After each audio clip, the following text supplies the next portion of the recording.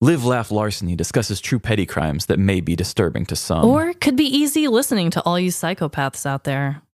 All stories are based on actual events, but details may vary. Listener discretion is not advised.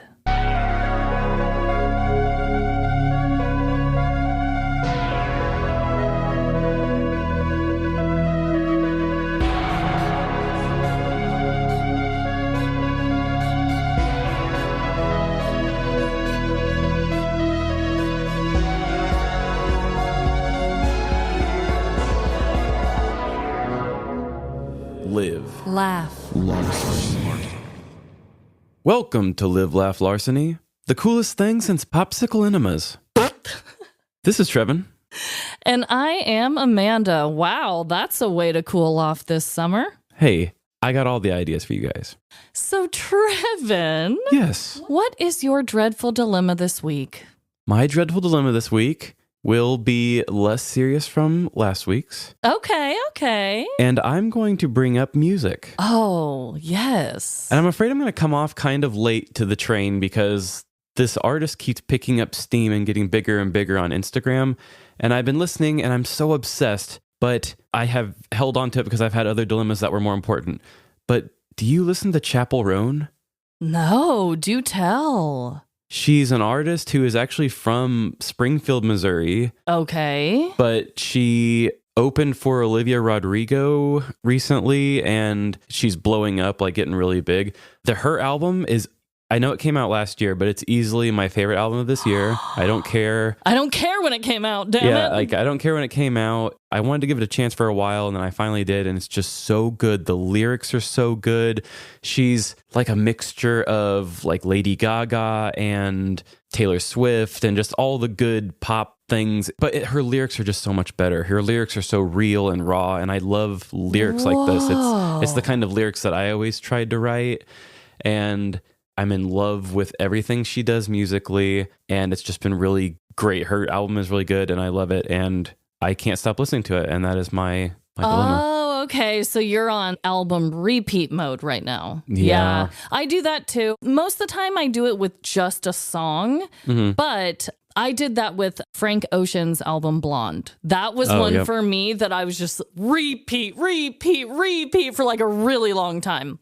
Well, damn, I'm going to have to listen. I think you would love her. I used to love when we would go to Missy B's or when you go to a gay bar, a lot of the music they did back at a certain point used to be a lot of Lady Gaga, Madonna, and kind of Katy Perry sort of stuff. Yes. Well, when we went for my mom's birthday this year, they were playing a lot more sort of EDM style stuff, a little more that computerized dance stuff. Yes. And less remixes of songs I knew. Okay. And so I missed that. And now this reminds me so much of what I used to love about 10 years ago. So hopefully maybe she can get that upward trend and it'll be bigger. But I think she's going to be the next big star here soon. And who knows, by the time this episode comes out, she might already be. Okay, well, that's Trevin's pop prediction, everyone.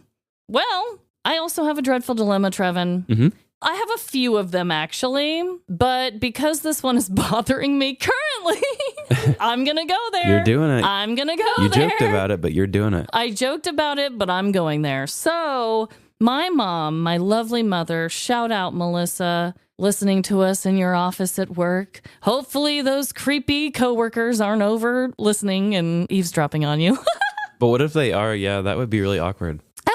She is a FabFitFun, and this is not a promo. I wish it was. But she is one of the FabFitFun people that gets these boxes delivered. And she gave me this amazing clip, which I'm showing to the camera, which who knows if we'll ever use that footage. But it is like the most beautiful color for me. It's a lovely color. My favorite color is teal or turquoise, and it's a little bit darker than what I usually would go for, but it's like a marbly, amazing hair clip.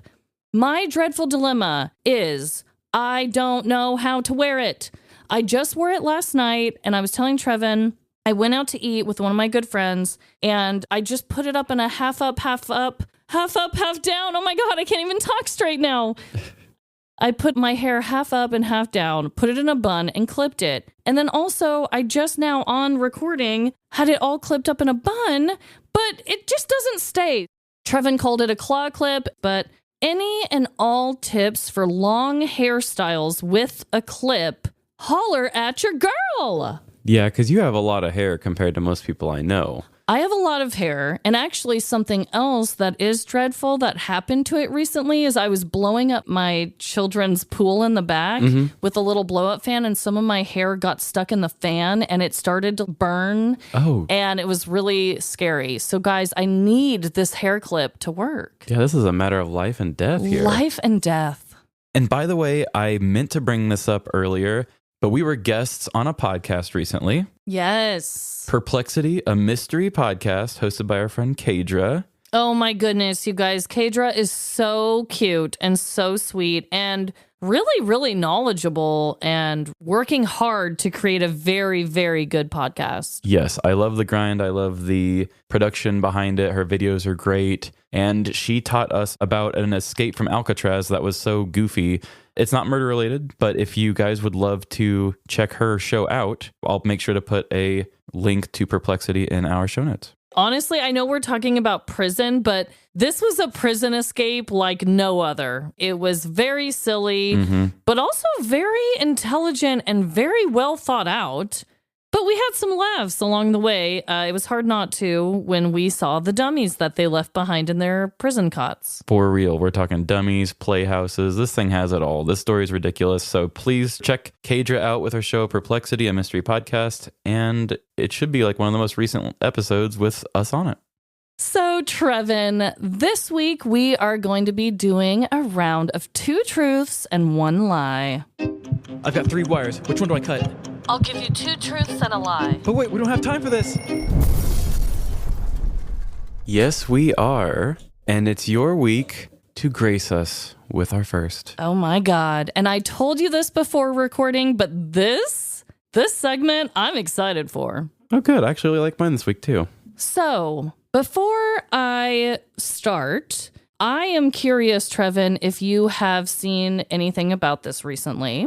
Okay. Today, I'm going to be doing 2 truths and a lie about the Ashley Madison leak. Okay, I don't know much about it. I have seen that there's a documentary on this. I told Emily, because she's always looking for stuff to watch while she's working, and I said, that will probably be interesting. So I told her to check it out. But I think she said the documentary was kind of boring at first. So I don't know if she ever finished it. Oh, that's interesting. Okay, so there are 2 documentaries. There's one on Hulu. That one's been out for a while. That came out a few months back. And then this one on Netflix is new. It wasn't super long, but I did kind of like how they did it because they kind of went to like a bunch of different stories and interviewed real people where like the Hulu doc had actors reading things. And I was like, I don't give a shit about this. I want to hear the real hot piping tea. Sizzle my lips. Truly. To give a little bit of background to anybody who isn't familiar with this, the Ashley Madison website was hacked in July of 2015. Ashley Madison was a website created for married people to have affairs with other married people. And like I've already said, there are multiple documentaries about it. So, are you ready, Trevin, for the statements? Yeah. Okay. Statement number 1. Only 3 in every 10,000 Ashley Madison members were real women. The rest were bot accounts. Statement number 2. Gianni Lavelle, husband of the Jersey Shore reality star Snooki, was one of the public figures outed for allegedly having a profile on Ashley Madison. And statement number 3. Hackers of the leak turned out to be close personal friends of Ashley Madison's former CEO, Noel Bitterman. I feel like all of these are true. I know. So much stuff happened with this leak, guys. I mean, a lot of personal information about people. It really was a horrible domino effect. I'm just going to go with the third as the lie because it just feels the least exciting. And you're right. Woohoo! The third one is actually much more intriguing than what I just said. The hackers who leaked all of the personal information from everyone who created a profile on this account, they called themselves the Impact Team. Oh. And despite Ashley Madison hiring their own hacker team to find out who was responsible for hacking them and for leaking the information, the hackers were never identified or caught. Hell yeah, that makes the story so much cooler than just an old friend being an asshole. Exactly. There's a lot of theories. A lot of people are like, it has to be a disgruntled employee or somebody who got cheated on with, their partner using the site or something, because the hackers never tried to get money out of it. They gave them a warning and they said, if you do not shut down this website, we are going to leak everyone's personal information. And they were like, nah, I doubt it. Let's just try and find out who's hacking us before they leak it. And they never found out, and then they leaked it. That's cool. A noble cause. There's so many different leaks and hacks and like anonymous groups and stuff. But the actual name, The Impact Team, to what I have found, they've never used that name for any other major leak. Is it one person? Is it a team like they claim to be? There's so many theories about it. It sounds like a UFC team, so I would probably go checking in the UFC area. Well, that was really interesting. And actually, I didn't know too much about the whole Ashley Madison thing, but I knew it was kind of like dating adjacent. So that makes me more interested in looking into it myself. Oh my God. I'm telling you, the documentary is so good. It talks to workers that worked there. It talks to couples who one of them was on there. It's pretty fascinating. And it talks a lot about the CEO. Oof. Well, any questionable company always has a good questionable CEO. So I'm not going to be talking about business people or dating. I'm going to be giving you 2 truths and a lie about my favorite barnyard animal, the goat. Oh, greatest of all time? Yes, the goat is the goat of the farm. All right, let's do this thing. Statement number 1. Ancient Chinese emperor Wu of Jin used his goats to choose which of his thousands of women he would lay with. Oh, okay. Statement number 2. Roman Emperor Nero would eat a dish consisting of goat dung before important chariot events. Or statement number 3. A procedure existed in the 1920s where men would get goat testicles sewn into their scrotum to cure impotence. Wow. Okay. Didn't think that this was going to be the route when you said goats.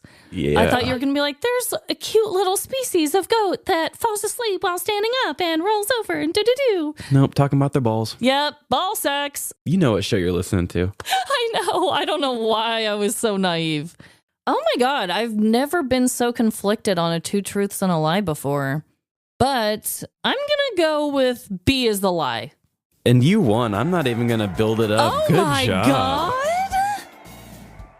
Roman Emperor Nero did not eat a dish consisting of goat dung before important chariot events. He actually made a sports drink made of powdered goat dung and vinegar that he drank before chariot events. So even worse, I would think. Yes. He's like, save the fresh dung. I want the powdered stuff.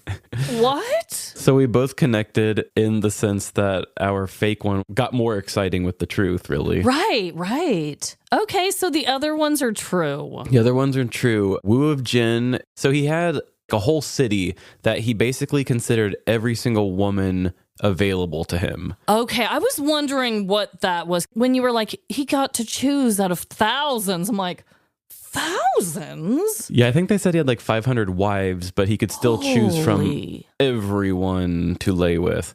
And so he had a whole bunch of goats pull a wagon or something, and where they would stop is where he would lay with the ladies. So some ladies, because it was such a great honor to be laid with by an emperor, some ladies would put like goat food and stuff around the front of their house to try to bring them there.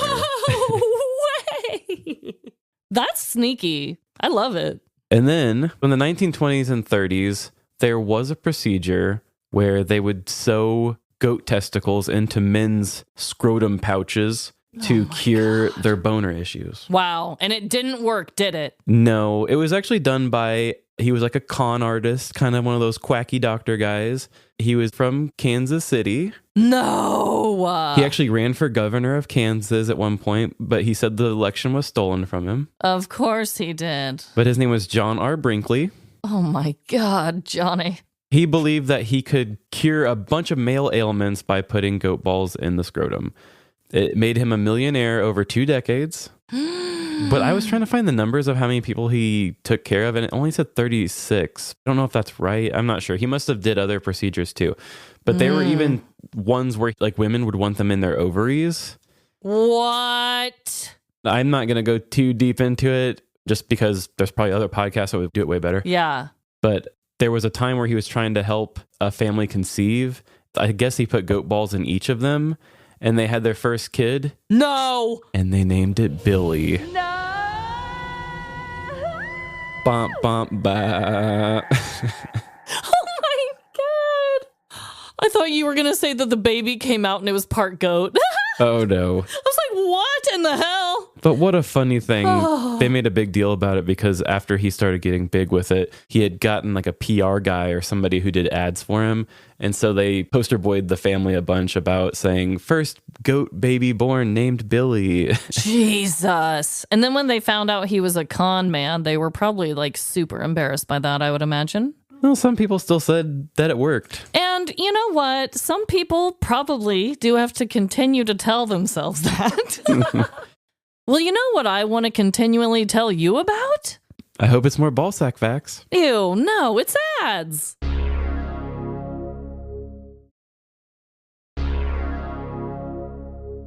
We're back. Welcome back.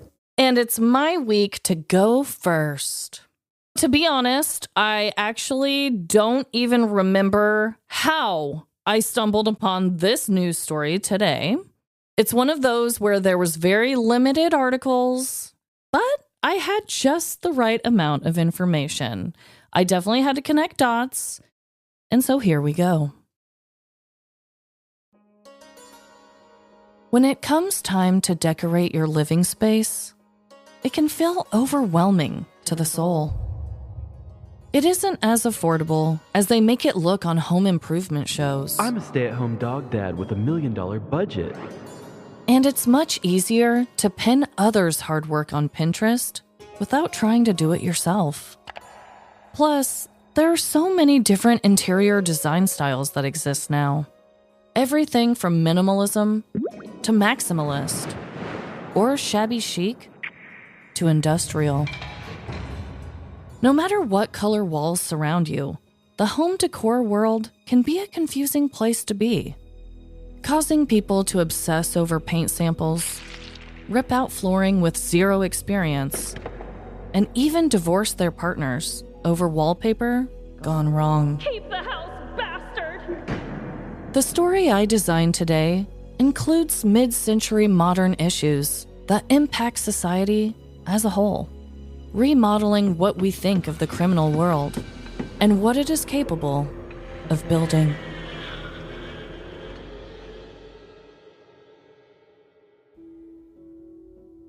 It was a September day in 2011 as 2 middle-aged women finished unloading the last boxes from a moving truck. Luckily, it was a good day for a move in Johnson City, Tennessee, with clear blue skies and a gentle breeze. Regardless of weather, the 2 women were exhausted as they took a seat in the new empty apartment they found themselves in.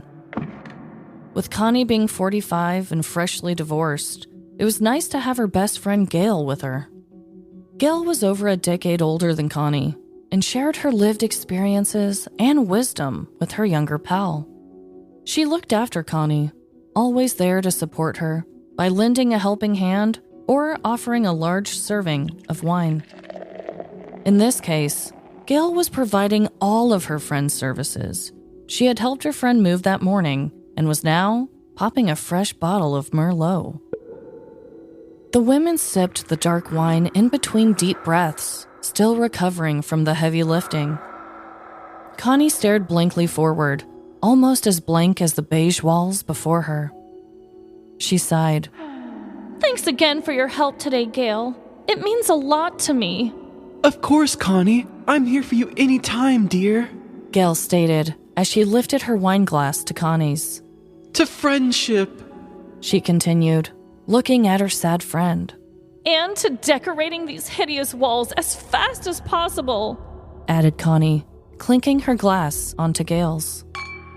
Sitting there together, Connie talked about the end of her marriage and the start of her next chapter. So many vibrators. She complained about her ex-husband's bad taste in music and art, vowing to hang only beautiful paintings up in her new space. Connie cried over the fear of starting over, but Gail was quick to cheer her up with her hilarious roasts of her friend's ex-husband. Honey, nothing's scarier than the nose hairs on your ex. The friends continued to laugh, drink, and reminisce on the carpet floor until no amount of wine would soothe Gail's aching back. Because of her help, Connie offered to take her closest friend to lunch. Due to proximity and protein, the women decided to go eat at a local fast food chain, Arby's. They were both impressed as they approached the meat-having establishment, noticing that it had recently been remodeled. There was fresh red paint spread across the building's exterior, and the windows were so clean, it was understandable if any birds mistook them as open.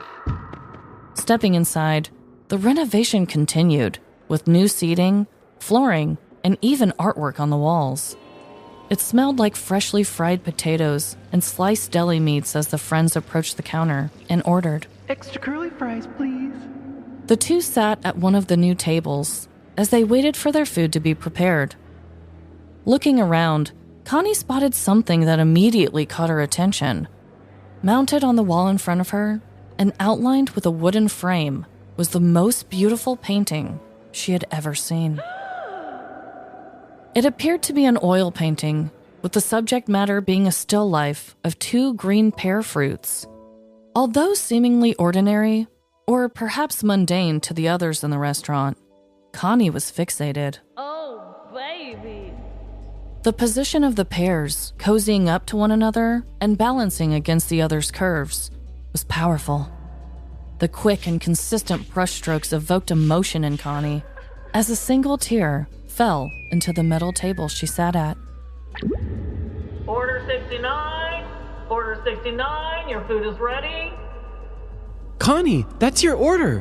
What's gotten into you? It's like you were in a trance or something. Gail asked, with worry in her voice. I'm sorry. I'm blown away by that pear painting on the wall, Connie finally admitted, pointing to the eye-catching piece in front of her. Gail looked around, then said, Well, I suggest you go pick up your food. Then I'll distract the man behind the counter while you make your move. Make my move? Connie asked, confused, yet exhilarated. You said you wanted nothing but paintings you love hanging in your apartment. You deserve to feel joy every day from here on out. So if taking that painting will do it, then I've got your back. Connie smiled at Gail and gave her a nod, putting their art heist in motion. Connie collected her now cold order at the pickup counter, while Gail headed to the cash register to distract the young man behind it. I was wondering if you could help me. Gail spoke in a sultry tone and unbuttoned the top button on her blouse. I need a lot of meat to satisfy this old girl. Connie winced at the sound of her bestie flirting with someone half her age, but as far as she could tell, the plan was working. Connie glanced around at her fellow fast food patrons, all of them knee-deep in roast beef sandwiches and Arby's sauce. If she was going to steal this painting, it was now or never. Like a coiled-up curly fry, Connie sprung up from her chair and over to the wall. She yanked the pear painting off of its hook and tucked it underneath her arm. Yet, before exiting the fast food chain, she saw a metal decorative piece hanging on the very same wall. She snagged it up also, picturing the metal masterpiece above her toilet. With the two artworks in her possession, Connie briskly walked outside. Gail quickly wrapped up her impromptu flirting sesh Gotta run, cutie. and reunited with her thieving pal in the parking lot. Taking a closer look at the painted fruit and metal forgery in the bright sunlight, the two agreed that not only was the artwork a steal, but they were a perfect pair.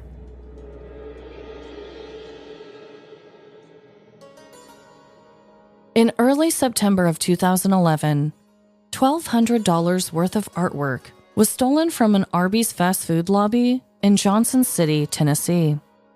After noticing the theft, the store manager reviewed surveillance footage, spotting the criminal customers in action. The video showed one of the women in question ordering food at the counter, while her accomplice took 2 pieces of art. The artwork included a still life painting of pears and a decorative metal piece purchased for the recent restaurant renovation. With a timestamp to the crime, the manager tracked down the criminal's food receipt and information. This evidence led to the arrest of 45-year-old Connie Sumlin and 58-year-old Gail Johnson. Both women were later charged with theft over $500 and were held briefly in a local detention center. Ultimately, the women were released on $1,000 bonds each and were scheduled to appear in Washington County General Sessions Court on October 13th of that year. This is the last bit of information shared online about the case, with no punishments listed. I hope that for any of you out there struggling with interior design ideas, this story may just inspire you. Hopefully not to commit petty crimes, but to go after pieces that bring you joy. There is beauty in everyday, ordinary items if you just look hard enough. Beyond that, this story also comes with a warning for those who enjoy decorating without fear of consequences. No matter what decor you fall in love with, I'd suggest not stealing it, because there's no need to design the walls around you if you're behind bars. Damn, a pear painting. Like I said at the top of this, there is very, very, very limited articles on this whole scenario, and I didn't even find an actual picture of the pieces. There was only one article out of, I think, the 3 total or something like that, that actually described what they looked like. So I'm really betting on that fact that they're right. It was a local news station, so usually those are pretty accurate because that's what's going on in their community, so they are going to report it. I have zero idea if they were drinking beforehand. I didn't see any charges of drinking. I just had them drinking wine beforehand while moving. Also, I don't even know if they were divorced, if someone was moving in, like literally. Or if Gail was such a flirt. Yes, or if Gail was such a damn flirt. I have no idea. I also don't even know if it was Gail at the counter and Connie that stole it. Oh. Because all of the articles just gave both of their names. They said one woman was seen on surveillance doing this, the other one was doing that, but they never clarified. Okay. So I did have to take a lot of creative liberties with this one. All I know is where the Arby's was. It was going through a recent renovation. These artworks hanging on the walls and everything were brand new. And I just couldn't for the life of me find out why these 2 mature women would go into an Arby's and steal these paintings. They're just that nice. The still life pear one, that was just, I had a lot of fun trying to come up with the reasoning for why someone would be so drawn to that.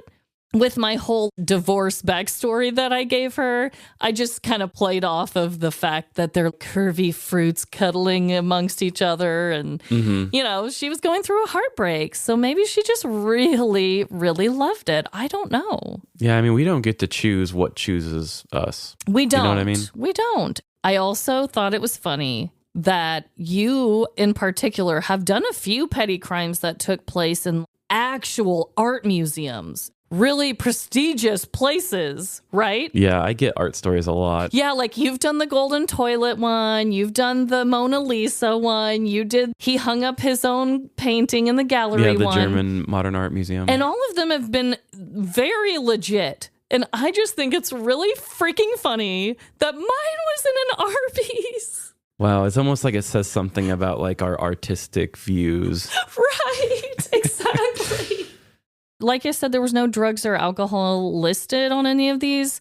But come on, I don't know. I feel like there had to be a little bit of wine.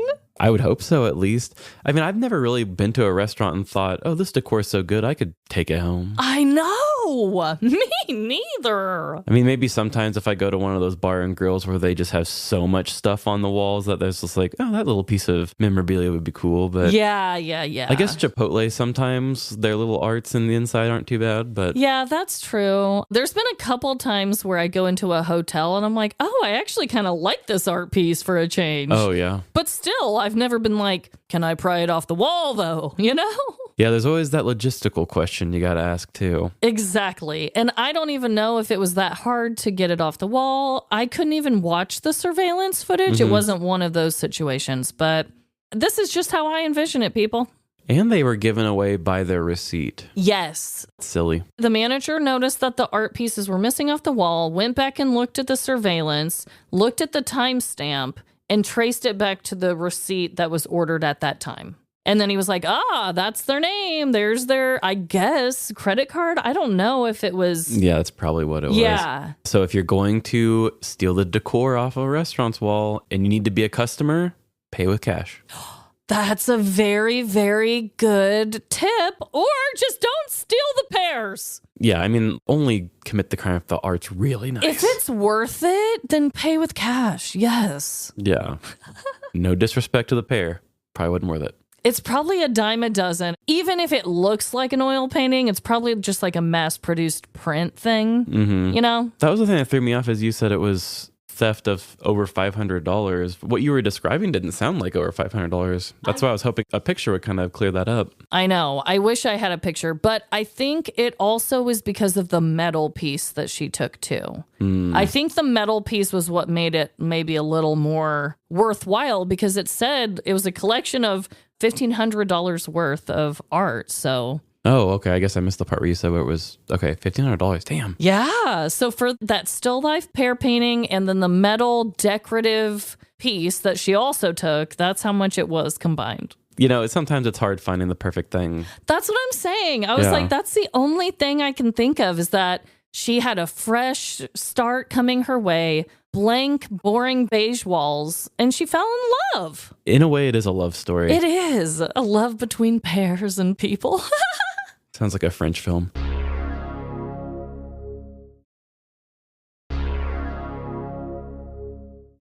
Well, I love that, and I was listening, but I'm having a hard time remembering how this story that I'm about to tell goes in certain parts. So I might need your help on finding the connections here. Okay. But this week, I've got a story from the news, and it's going to be dealing with a topic that some people may feel very strongly about. While some maybe not so much. But I will say that it is a hot button for some. But, I'm going to try to tread as lightly as I can. Oh, just tread as aggressively as you want, Trevin. Yeah, so let me lace up my steel-toed boots and tell you the story.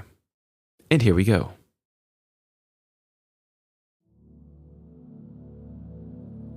One of the things that separates humans from the animal kingdom is the belief in unseen forces. Whether it's spiritual, paranormal, superstition, or a magical 8-ball making your partner do the dishes, we rely on this mystical hope to comfort us through the unknown. How much belief we as individuals possess varies on a wide spectrum. For some, the world is a divine realm, cradled in the hands of an unseen God, where all things unfold according to divine will. Conversely, there are those who lack even belief in themselves.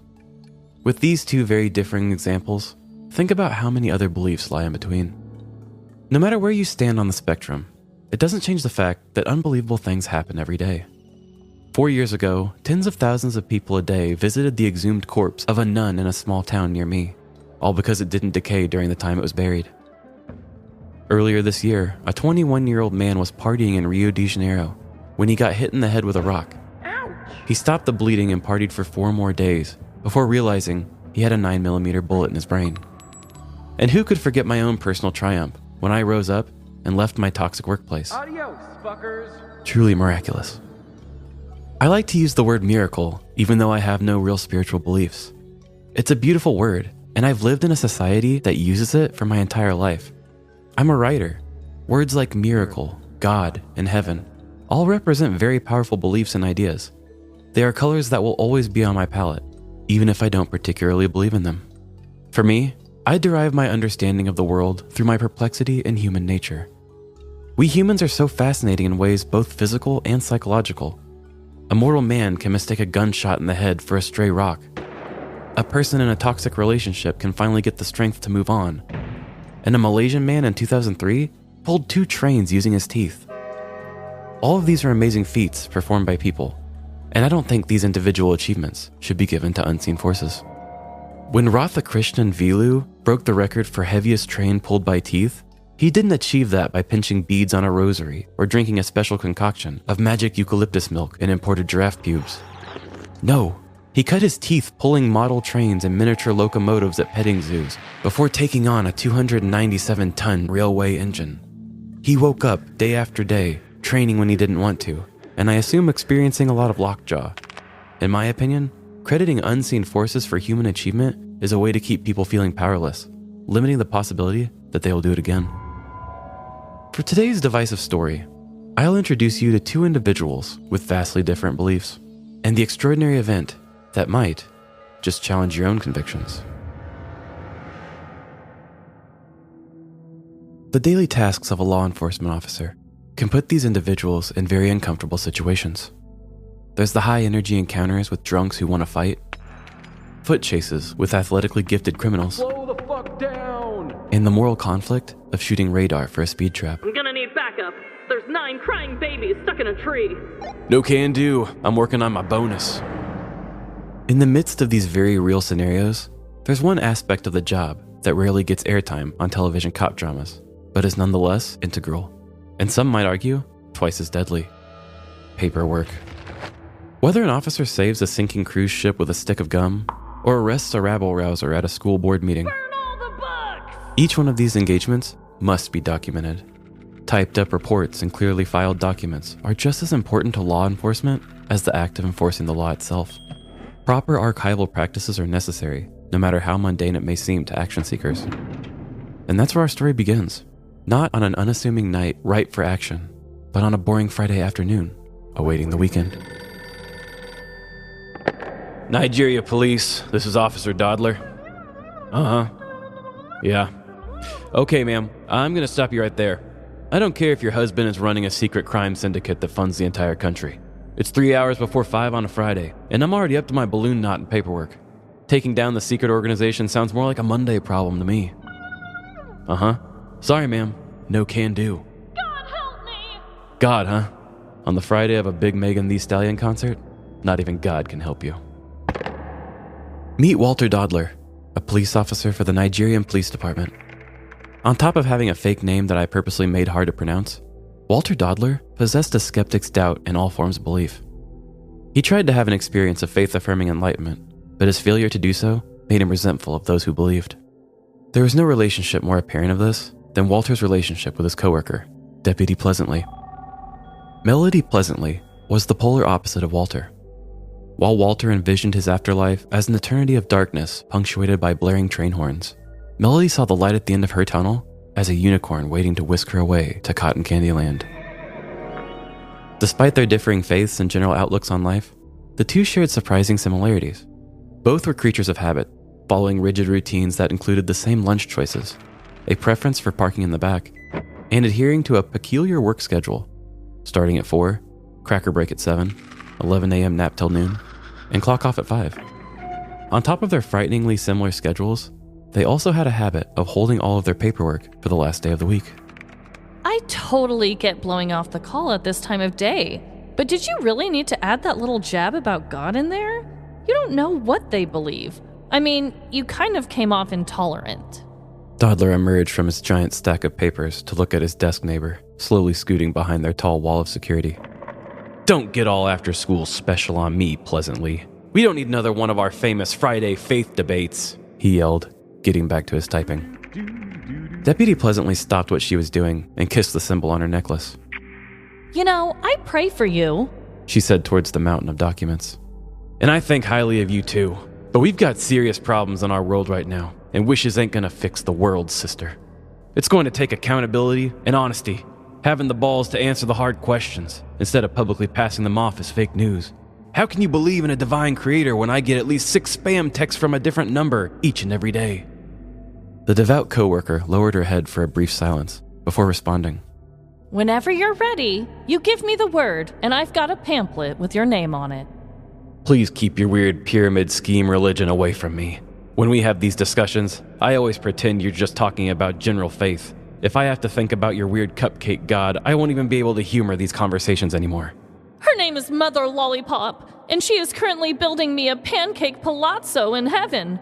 I told you, you were intolerant. Officer Dodler remained hidden behind his tower paperwork. Although Pleasantly's eclectic spiritual beliefs resembled a food kiosk in the mall, it didn't diminish the fact that a part of him, deep within, yearned for faith. The distant sound of train horns crept into his mind, a stark reminder of the eternity he imagined awaited him. But before he could dwell further on his existential ponderings, the introduction of a stranger derailed his train of thought. I need an officer! A voice boomed, followed by the slam of the precinct door. Officer Dodler and Deputy Pleasantly both got up and greeted the panicked pedestrian as he struggled to catch his breath. What seems to be the problem? The deputy asked, concerned for what caused such a dramatic entrance. I'd like to make a citizen's arrest! The man wailed. My boys and I caught this thief trying to steal a Mazda 323. They're currently outside trying to bring him in for you to arrest. Jesus, sounds like more paperwork, Dodler said, looking over at his coworker. Intolerance, Walter. Pleasantly said, pulling out a fresh police report and clipboard. Now, start from the beginning, and don't spare any details. These words will hold a lot of power in court. The man rested his elbows on the counter, rubbing his hands across his face, before finally speaking up. You're not going to believe this, but this is what I experienced. So my boys and I were inside, just trying to play a little Mario Kart on a Friday afternoon, before we heard this strange noise outside. It sounded like the breaking of glass, but I couldn't be sure. We were trying to get a gold trophy on all the Leaf Cup tracks, so we were hearing a lot of mechanical noises coming from the TV. You know what I'm saying? Anyway, my boy Robbie looks at me and says, Bro, that was no triple red turtle shell we just heard. I think that was the Mazda across the street. We jumped up and looked out the window. Sure enough, I saw 2 little dick stains trying to steal that car. With the adrenaline of 3 grown males playing video games, we knew it was our chance to experience some action, IRL. The second we opened the door, the first thief saw us. Maybe it was our callous hands from playing Nintendo Switch for 5 straight hours, but he took one look at us and he did that weird vampire run from Twilight. Oh shit. He just bolted. I'd never seen a man run so fast. Our video game playing asses weren't even going to attempt chasing that speed demon. We turned our attention to the one left behind. After all, I've always thought 3 against 1 was a more fair fight, as long as I'm on the 3. Our intimidating footsteps only got so close before we spooked the second man. He attempted to run, but nothing like his partner before. Now pay attention, because this is where it gets weird. As we gave chase, the man leapt a nearby fence and began chanting. He casted spells and incantations, spinning around and tossing dust from his pockets. I'd heard people talk about black magic before, but I'd never seen it firsthand. My boys and I kept our distance. I didn't know what to do. Sparks of light and smog surrounded the man until there was nothing left but a cloud of smoke. We didn't know what the fuck we just saw. Part of me wanted to go back inside and just finish the game, but Marty grabbed Robbie and I by the hands and walked us into the cloud of the unknown. As our vision became more clear, all that was left behind was a goat. Wait. You're telling me that the attempted car thief turned into a goat? Officer Dodler responded, ready to remove himself from the conversation entirely. Yes! The man yelled. It was black magic. I'd heard so many things about it around here before. I'd never seen it. In fact, I never believed. But I'm telling you, I saw that man turn into a goat no more than 2 hours ago. Dodler cracked his knuckles, preparing to disprove all of the man's otherworldly beliefs in one agnostic monologue. But before he could open his mouth, the precinct door instead opened, entering a black and white goat, led by 2 bros. Get in there, you sick bastard. One man said, shoving the barnyard animal forward. Yeah, I hope you like jail, you monster thieving goat. The other piped up. The stranger looked back at his bros, returning his attention to the police officers. Like I said, we 3 bros are here to perform a citizen's arrest. You have 3 witnesses and 1 bad goat. I demand that justice be served. Walter's pious coworker looked over at him with hope in her eyes. Every faith-affirming story she ever told was loosening him up for this moment, a first-hand account that would finally open him to belief. To her, This was more than one police officer's decision to detain livestock. This arrest would instill hope in her, hope that may prove that there's a little bit of belief in him after all. So what's it gonna be, Officer Walter Dodler? It seems a lifetime of denying unseen forces has presented you with a questionable quandary. If you complete your duty as a law enforcement officer and arrest this goat, I will forever believe that there's some faith deep within you. Officer Dodler looked at Deputy Pleasantly, the man who told the story, his two bros, and the goat. There was something about its horizontal pupils that made it seem less trustworthy. But still, he wasn't going to let this coworker win by arresting a goat to humor some nerds. Looking up from the guilty goat, he panned his gaze towards the object that had his attention for most of the afternoon, the clock. This whole spiritual dilemma and ridiculous encounter had ate up the rest of his workday, making the time 10 till 5. The longer he waited to make a decision on this animal's fate, the less time he would have to get ready for the Megan Thee Stallion concert. "Fuck it," Officer Dodler said, pulling his handcuffs out. "But I'm not doing the paperwork until Monday."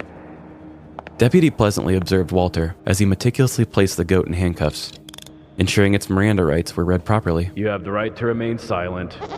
All right, we're using that one in court." A smile crept across her face.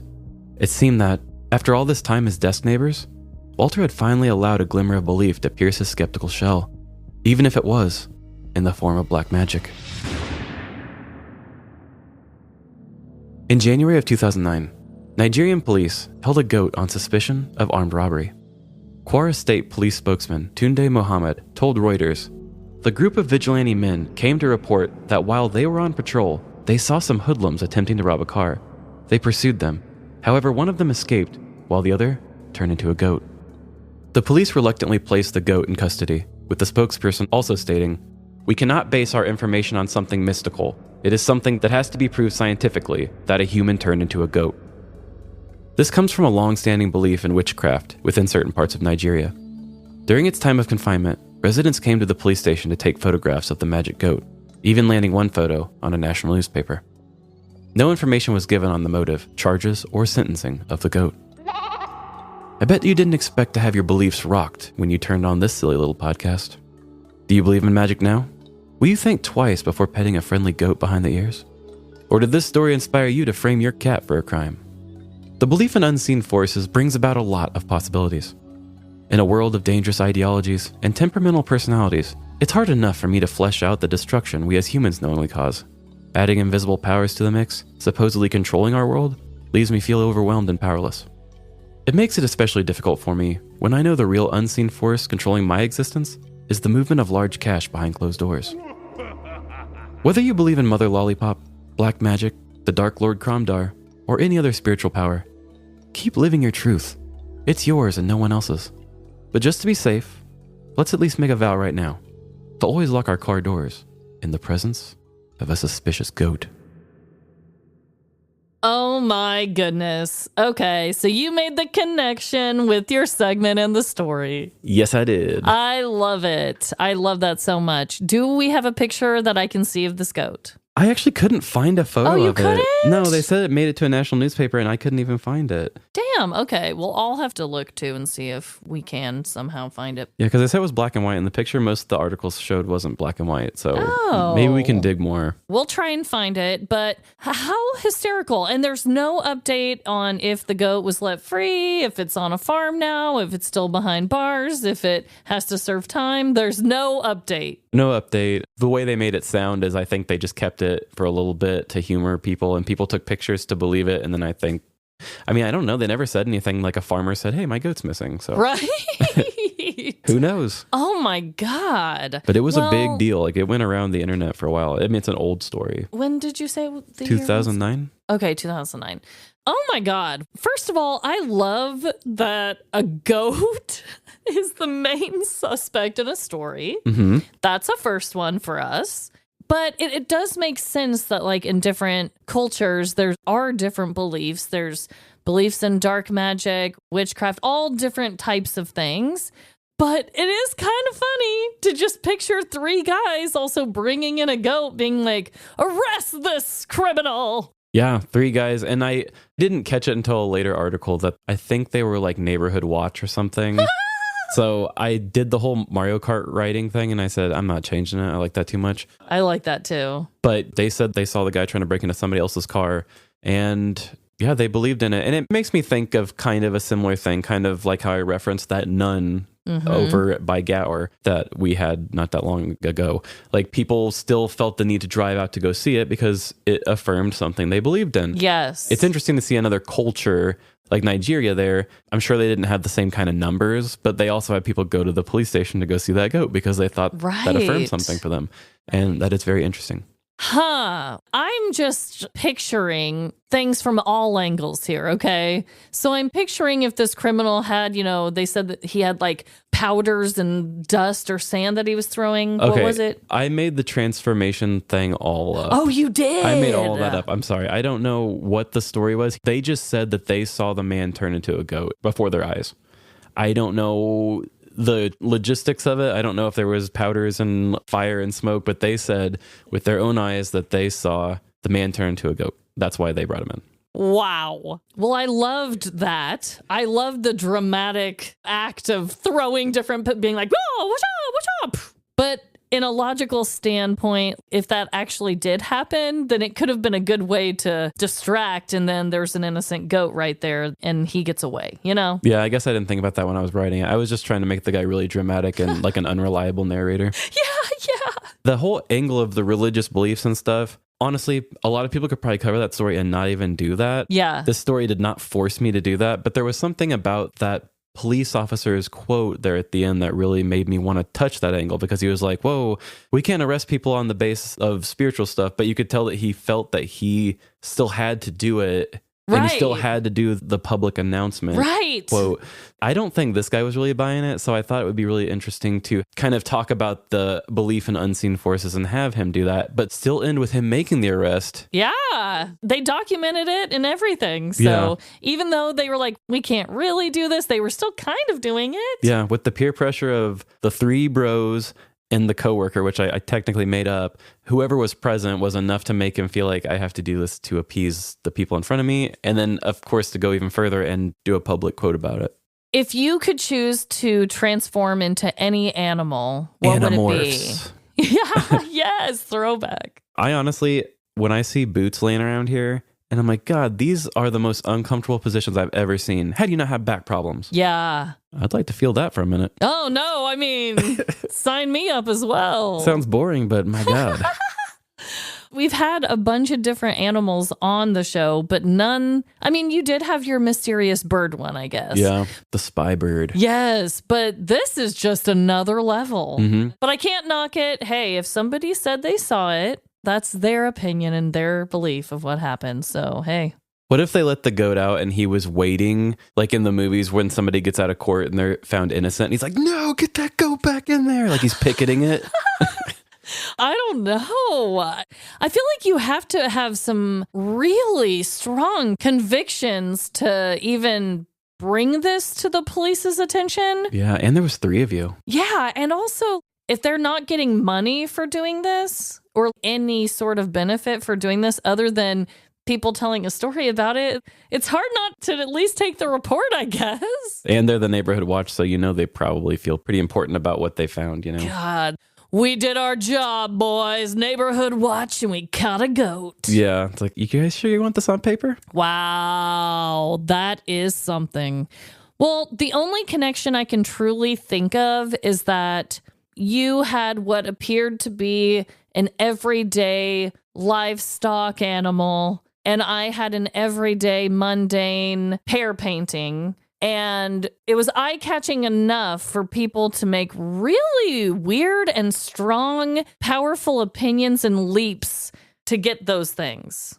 I feel like you're taking a powerful leap I'm to connect taking the these. biggest powerful leap of my life with this connection. Oh my God, maybe we just missed one. We didn't even have like a quote on where we referenced something similar. No, I was looking, I was listening, I was reflecting, and genuinely, that's the only thing I could possibly come up with. So if anyone else knows of anything better, please send us a message. We'd love to hear from you. Tag your listening device or something and make it your story. Tag us and let us know what the connection was. And and we'll reshare it and we will know. Yes. I hope that everyone out there is just having the best week. And remember, no matter the crime, big or small, in the end, we're all doomed. Doomed to let a goat pick our next mate. Bye. See ya. You know what website you can trust with all of your personal information? Not Ashley Madison. You can follow us on Patreon for all sorts of amazing bonus content. And you know who's the goat of social media? Amanda and I with our terrible Photoshop jobs. You can find our memes on Facebook, TikTok, Instagram, or Threads. Live, Laugh, Larceny. Have you ever stole a painting from a fast food restaurant? If so, send us your petty crime story. livelaughlarceny@gmail.com. And give our show the same rating I would give anything Chappell Roan sings. 5 stars. Rate our podcast wherever you rate podcasts, Apple, Spotify, or Good Pods.